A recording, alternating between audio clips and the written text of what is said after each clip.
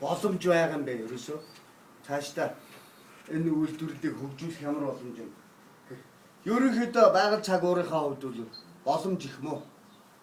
Ядангуяа эл талбайд одоо нарийн ногоо тариад ургац аваад мөнгө цаас олно гэдэг бол үндсэндээ байгаль цаг уурын нөхцөл бол тэнцэхгүй байгаамаа гэж.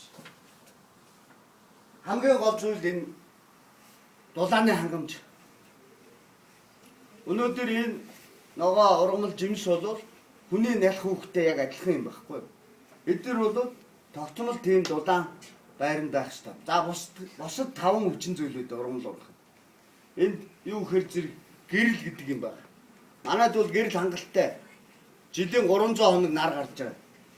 А ер нь нартай өдрийн тооноос гадна нарны үргэлжлэх хугацаа бол гэрэлтүүлэх хугацаасаа.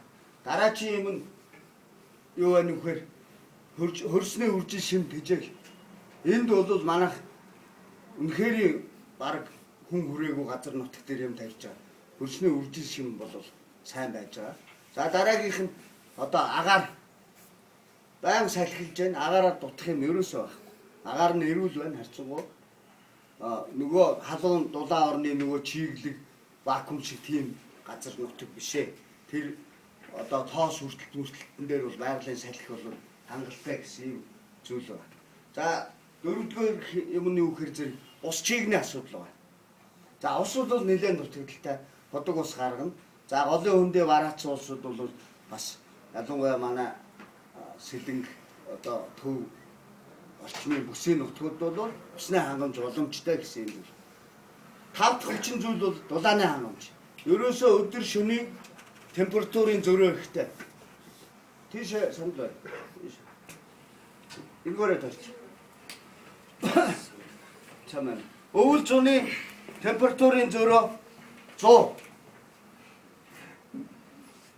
Өөрөөр хэлбэл яг хөрсөн дээр өвөл хасах 50 градус. 100 хөрсөн дээр нэмэх 50 градус үрж байгаа байхгүй. Ийм эрсдэс дээр нь өдөр шөнийн температурын зөрөө өөртөө. Энэ юу гэхээр зэрэг за яг дулааны хангамж нь одоо ургамалд хэрэгтэй байхад огцом дулаан уналт. Энэ ургамлыг өсөж боожих энгийн одоо амьдрах тийм боломж нь бол хааж байгаа гэсэн юм.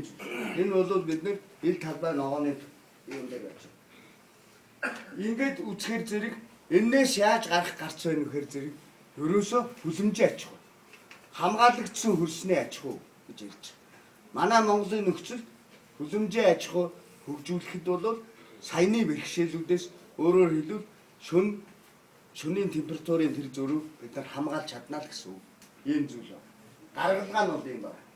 Тэгээд сая ярьсан тэр 87%-ыг юу яаж хийж. Ерөөсөө ямар нэгэн нөхөрл хоршооч байхгүй зүгээр гэр бүлийн иргэд бидний нийт хэрэгцээний 13% буюу тэр 13%-ийнхаа 87%-ыг өрхийн аж ахуйн нуруунд дээр байна. Нэг 13 орчим хувь нь аж ахуй нэгж компани. Манай хөдөө аж ахуйн одоо газар тариал эрхлэх компаниуд бол юу гэхээр зэрэг гол нь нөгөө нэг модаа тариа арапс гэж бичиж байгаа байхгүй. Сахан хангаа дэлхийгээ харлаад хавар нь үрээ хийж өгөөл тэгээд тэнгэртэй залбираад хур бороо хайрлууд хэдэн төгрөг олно хайрлахгүй бол тэгэл өнгөрсөн жилийнх шиг юм болж байгаа. Энэ жоохон бодлогын талын. За тэгвэл одоо би хүлэмж рүүгээ орох гээд байхгүй юу? Би бас нэлээ холоос явдаа да хүлэмжэндээ. Яагаад хүлэмж хэрэгтэй гэдэг юмыг би хэлж байгаа. За одоо өнөөдрийн нөхцөлөд манайд орж ирсэн хүлэмжний төрлүүд энд харагдаж байна. Энэ их үдэг байна тийм. Гэрлээс болоод байна. За энэ галаан загварын шилүү хүлэмж гэдэг энэ та нар мэдж байгаа. Шийдлийн засгийн газар буюу Алтан хоёрын ерөнхий сайдын засгийн газар буюу Чингис Бондын санхүүжилтээр зээл авч баригдсан. Галаан загварын шилүү хүлэмж 61-ийн гарам дээр очиж тууз ажиллаж байсан. Телевизээр гарсан юм зүйл байна. За дараагийн нэг юм нь энэ юу вэ? Тэр хац загварын нарлаг хүлэмж гэдэг. Хоёр дахь зураг. За нөгөө нэг нь манайд орж ирсэн Солонгосоос голдоо орж ирж байгаа. Энэ давхар нийлэг хайсан хүлэмж. Хоёр давхар нийлэг хайсан хүлэмж. За тэр дөрөвдөх нь бол зүгээр дан нийлэг альсан үлэмж 6-20 голдуу байдаг. Ийм хүлэмжүүд өнөөдрийн манай зах зээл дээр орж ирээд үйл ажиллагаа явуулж байгаа. За тэгэхээр саяны энэ хэдээс аль нь одоо хүлэмжийн бид нар сонголт хийх ёстой юм бэ гэдэг зүйлийг хэлэх гэж байгаа юм да. За энэ юу вэ? Энэ чинь за энэ хамгийн дээр байгаа бол Галландын бүрэн автомат шилэг хүлэмж. Ерөөсө Галланд улс бол хүлэмжийн одоо технологиороо дэлхийд номер 1. Тэр бүх юм нь автоматчлагдсан, компьютерчлагдсан тийм юм байгаа. Одоо агаар чиг бүх юм тохируулдаг юм. За энэ хүлэмжийг манайхан одоо оруулж ирж барих гэж манай яамныхан Чингис Бондын санхүүжилт тэр энийг их судалсан. Галландд олон хүн очиж туршлага судалсан. Энд Галландуудыг авчирсан бүр гэрээ хийсэн. Тэгэхээр энэ хүлэмжний үнэ юу юм гэхээр зэрэг нэг Галланд энэ орчин үеийн бүтээн автомат хүлэмж 3 сая евро авахгүй. Үнэ. За энийг барьчихна гэд ингэ яваад ирсэн. Эн чинь ногоо тайраад энэ олон сая евро гэдэг чи одоо доллароос илүү ханьжтай мөнгө шүү дээ. Төлөхөд бол үнэхээр хүндрэл гарсан. Байхгүй тэрийг бол дараагийнх нь Галланд загварын хатад загварын Галланд хүлэмж гэж. Тэр 61-ийн гаран дээр барьсан энэ хүлэмж.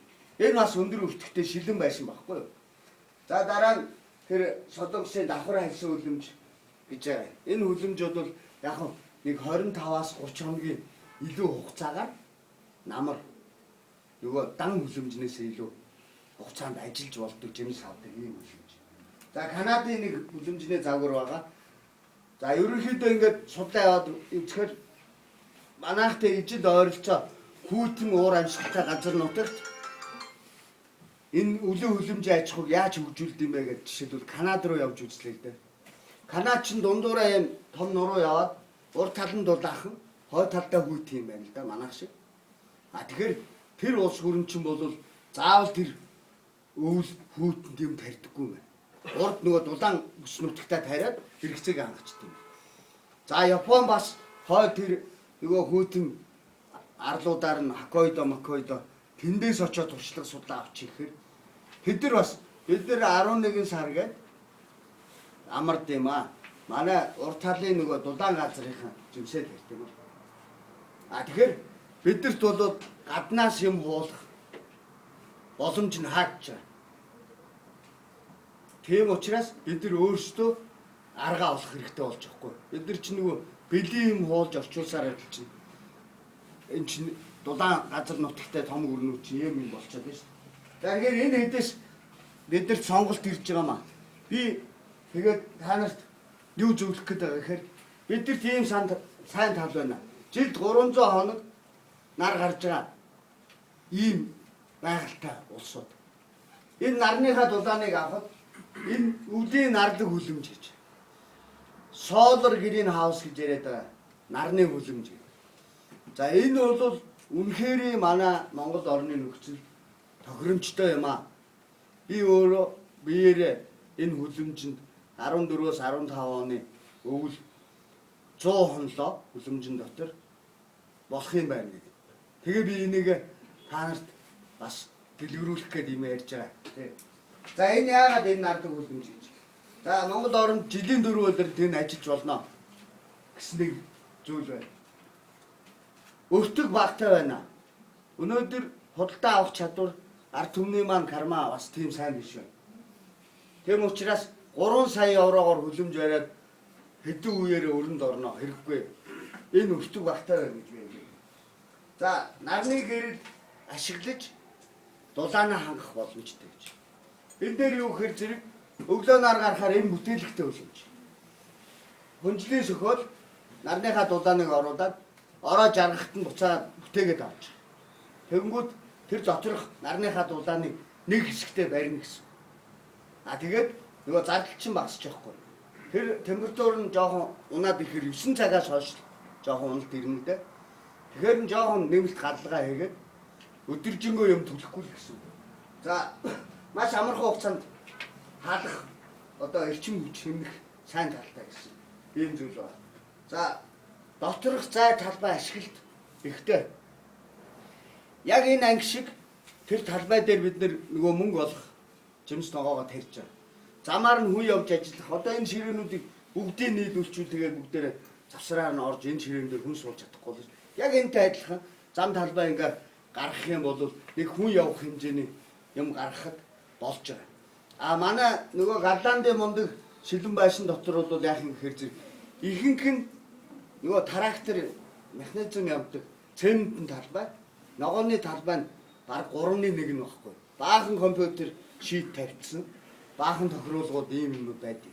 Тэгэхээр одоохондоо бид нар баян биш юм чинь энэ хэрэггүй гэж. Энэ зай талбай бол үндсэндээ 90 гаруй хувинд нь бид нар урах цаавж байгаа маа гэсэн. Ийм зүйл. За энэ дулаан, усалгаа хийх, агааржуулт салхивчны асуудал. Тэгээд бусад одоо тавиур мавиур хийх үрсэлгээ. Тэгэхээр энэ тоосхон байшин байхгүй. Уран талын. Шилэн дээр бол юм тавиа тогтооно гэх хэцүү ийм зүйл байна. Тэр одоо бас юм энгийн юм гэдэг чинь гарын доор ойржуул юм санаачлаад хийж болох юм боломжтой. За барилга угсрал засвар үйлчлэгээ хийхэд энгийн гэж. Ийм давуу тал байгаа. Би нөгөө шилэн хөлөмжтэйгээ харьцуулаад байгаа байхгүй юу?